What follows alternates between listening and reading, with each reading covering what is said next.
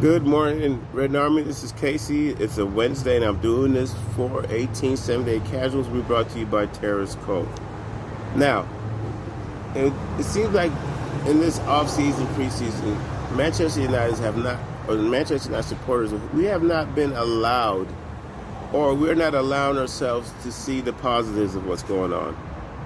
Other than Ten Hag, we've pretty much just not been a happy bunch. We've been happy with the gaffer. We've been happy with his structure, his system, the way he's doing things.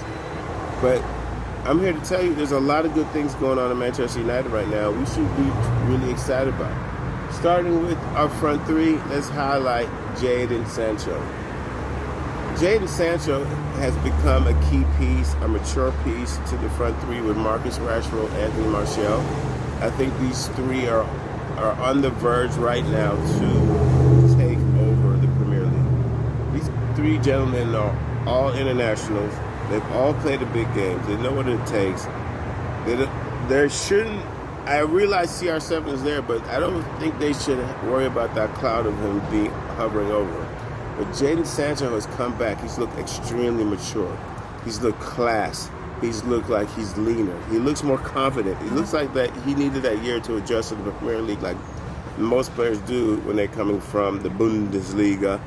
But he seems like he's ready to take stride and be part of a unit that should score, I believe, anywhere between 60 to 75 goals next year. Big numbers, but hey, between the three of them, CR7, and possibly signing a Anthony, I don't see why that cannot happen between those three.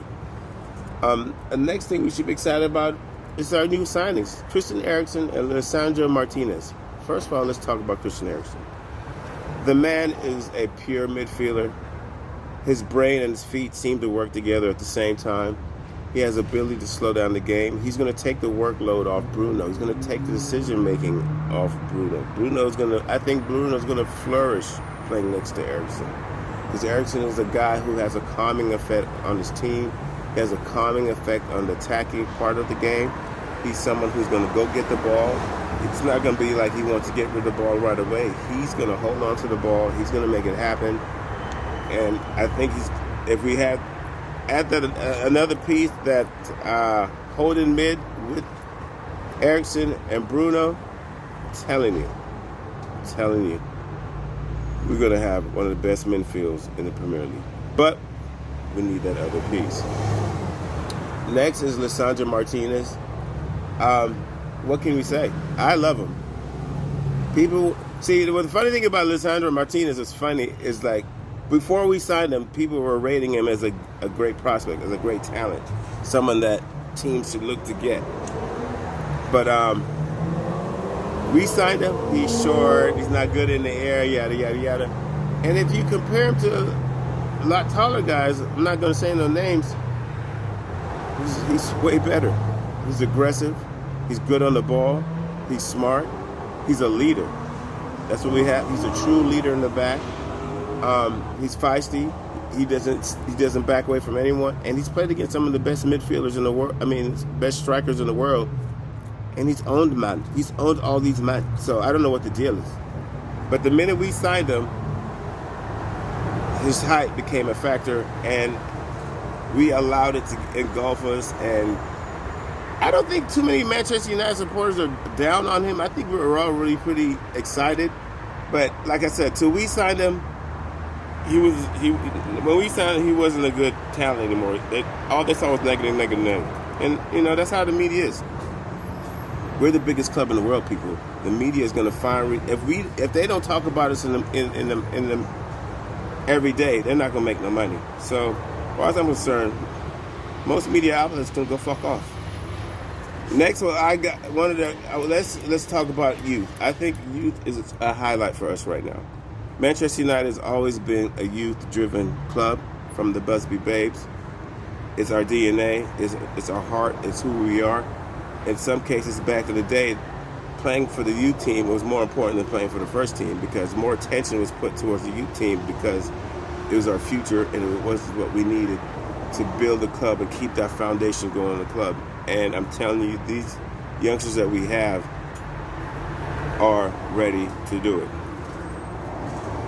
James Gardner is someone I think reminds me. I want him to develop like Beckham did. I want him to be in that mode. James Garner has already played in pressure situations. He's already showed that he can be a big piece in a team that wants to do well, rebuild, grow. He's not a kid that's going to go shy away from, let's say, a challenge. The fact that he was a main piece in bringing up force should excite you as a United supporter, because even though he looks like a baby, he plays like a grown man. I truly believe once he gets, fit from the injury he received in preseason, he's going to be a big piece in our midfield. He's someone I think should learn from if we sign that holding midfielder, he's someone should play alongside or behind him and learn from him. James Garner is someone we should be truly excited about, even though we haven't seen too much in preseason. But what we saw in preseason, I liked. So just think when he gets time to develop, I truly believe he stepped ahead of Scotty and Donnie. Just me, but that's how I feel. Next we have a Hannibal Negmi. Listen, I'm Jamaican, my tongue will get twisted, some words I can't say. But Hannibal is truly exciting midfielder. He's great with the ball at his feet. He needs a little bit more. I think he needs a little bit of time to develop. Well, maybe alone, but he's very exciting. He's someone that I've highlighted, someone that I've seen play, and I'm just like, it's funny when you see a guy like him, you're just like, wow. You want him to be ready right now to play in the midfield. He's so quick with the ball. He has great pass range. He moves. The ball gets off his feet quick, and when he does it for a purpose. He's just not just doing it. He has an idea. That's another player I think should get going alone. But when he comes back, I know he will be ready. I know he's going to help make this midfield progress. Next we have Alejandro Garnacho. Now, he hasn't played much in preseason, but don't hold that against him. He is truly the deal. We've all seen it. We saw him play a little bit last year. I believe he scored a goal. I'm not sure. I can't remember, but his FA Cup play, he led that team to the Youth FA Cup. He was spectacular. I think what's let us down about preseason that he hasn't played much, he hasn't featured much. But in one of the next two games, we should see him. The gaffer seems to like him. The gaffer says that he's someone that is part of his plans, but just haven't seen it. But I'm going to trust me, if you have not seen this kid play, well, we all have seen him play. We know who he is. We're just ready for him to see him explode on the scene. That's all the deal is. And the last two players they're fullbacks. Ethan Laird is a right back that has got pace out of this world. He's got pace out of this world. I'm not even going to front. Oh, my God. He might even be faster than me.